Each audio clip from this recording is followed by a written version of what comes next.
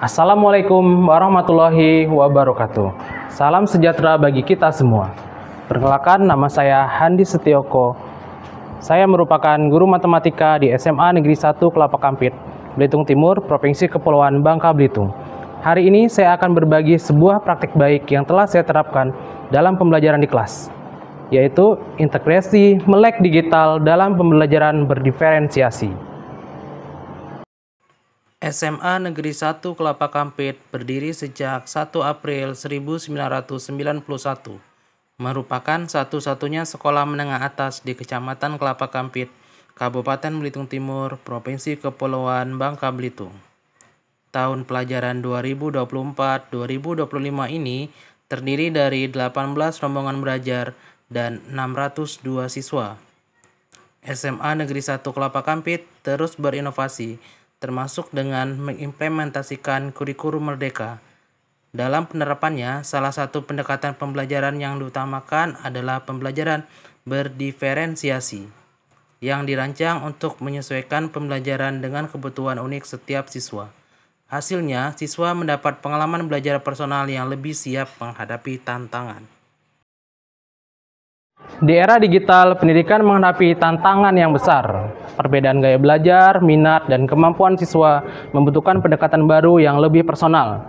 Disinilah konsep melek digital hadir sebagai solusi.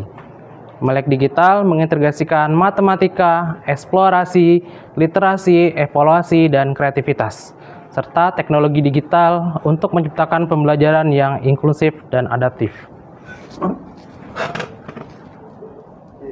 Dengan pendekatan ini, SMA Negeri 1 Kelapa Kampit berhasil meningkatkan capaian pendidikan seperti kemampuan literasi dan numerasi siswa.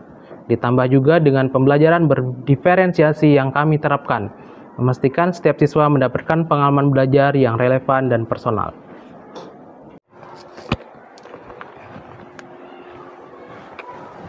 Namun, tentu saja ada tantangan. Salah satu tantangan yang sering kita hadapi dalam pembelajaran adalah yang pertama, rendahnya motivasi dan hasil belajar siswa. Yang kedua, pembelajaran yang monoton dan berpusat pada guru tanpa memperhatikan kebutuhan siswa. Yang ketiga, penggunaan sumber belajar yang terbatas hanya pada buku teks.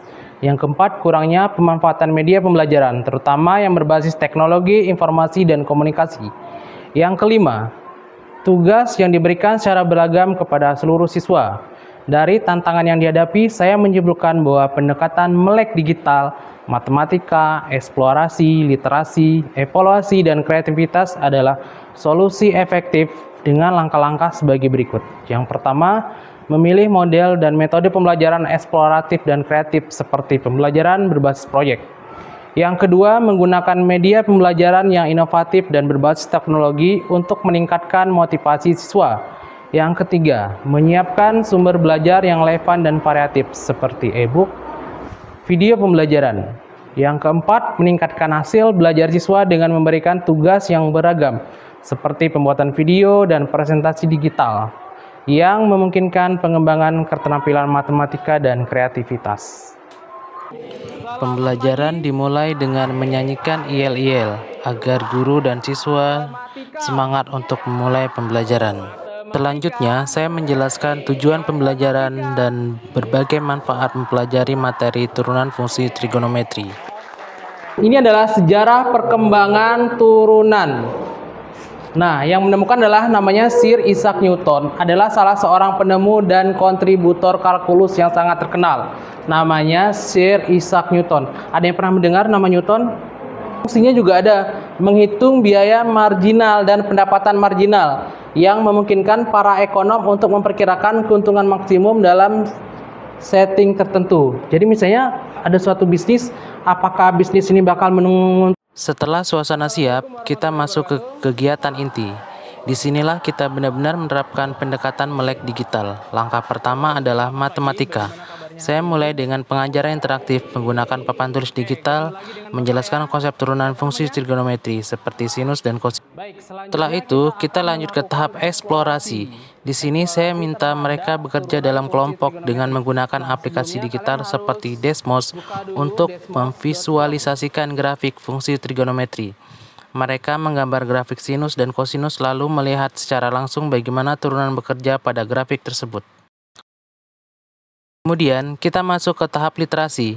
Siswa membaca artikel atau menonton video tambahan tentang sejarah dan aplikasi turunan trigonometri di dunia nyata. Setelah membaca dan menonton, mereka mendiskusikan apa yang mereka pelajari dengan teman kelompoknya. Mengukur seberapa jauh pemahaman mereka, saya adakan evaluasi menggunakan platform kuis interaktif Kahoot.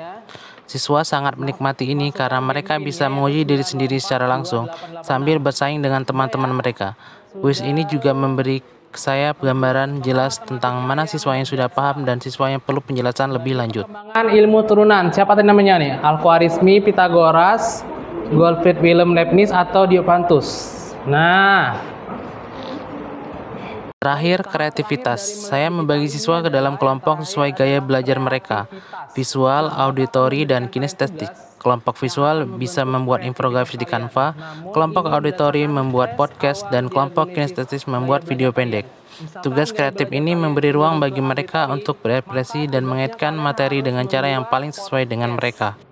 Begitulah proses pembelajaran menggunakan pendekatan melek digital yang saya terapkan. Dari pengenalan konsep, eksplorasi digital, literasi, evaluasi interaktif, hingga kreativitas.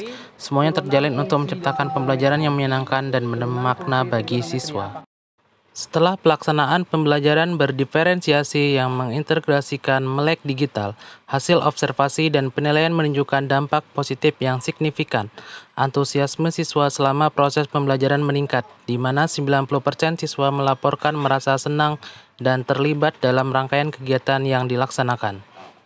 Faktor keberhasilan dari praktek ini terletak pada penggunaan media digital dan sumber belajar yang sesuai dengan gaya belajar siswa. Sangat seru dan menyenangkan. Pembelajaran kali ini asyik banget. Kami belajar menggunakan berbagai media, seperti video dan infografis. Dengan proyek yang kami buat, kami tidak hanya belajar matematika, tapi juga bisa berkreasi. Kami senang bisa menggunakan teknologi, seperti saat membuat video atau infografis tentang pelajaran yang kami pelajari. Saya percaya bahwa praktik baik yang diterapkan oleh Bapak Handi Setioko dapat dijadikan contoh dalam menerapkan pembelajaran berdiferensiasi, terutama pada implementasi kurikulum merdeka. Integrasi melek digital seperti eksplorasi dan kreativitas tugas memberi kesempatan bagi siswa untuk belajar secara aktif dan mandiri, sehingga proses pembelajaran menjadi lebih dinamis dan efektif. Pembelajaran yang dilakukan sangat menyenangkan karena anak-anak bisa belajar sesuai dengan minat mereka. Terlebih lagi, mereka diajarkan untuk memanfaatkan teknologi dalam proses pembelajaran.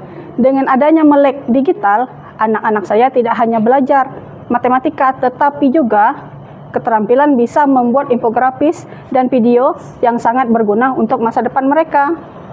Pelajaran berdiferensiasi yang sudah dilakukan oleh Pak Handi Setioko sangat menginspirasi bagi guru-guru yang lain, terutama dalam memfasilitasi segala kebutuhan yang beragam dalam diri siswa.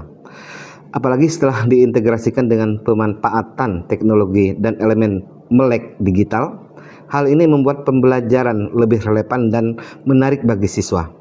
Dengan pendekatan ini, siswa tidak hanya memahami konsep matematis, tetapi juga mengembangkan keterampilan digital yang penting di era saat ini. Demikianlah praktek baik yang saya terapkan di kelas. Semoga video ini bisa menjadi inspirasi dan referensi bagi rekan-rekan guru dalam meningkatkan kualitas pembelajaran.